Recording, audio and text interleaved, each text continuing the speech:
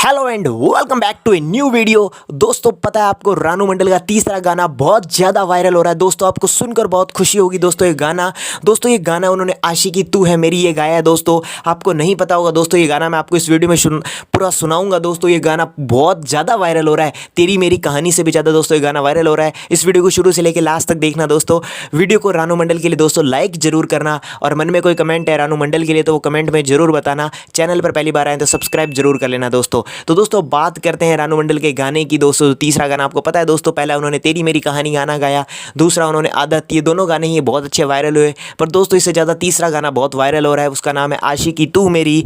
दोस्तों ये गाना मैं आपको दिखा देता हूँ दोस्तों, जो उन्होंने स्टूडियो के अंदर गाया। दोस्तों आप स्क्रीन पर इसके कुछ फोटोज़ देख सकते हैं दोस्तों। अब इस गाने को अगर आप पूरा सुनना चाहते हैं तो पर आपको मैं लिंक दे रहा हूँ दोस्तों।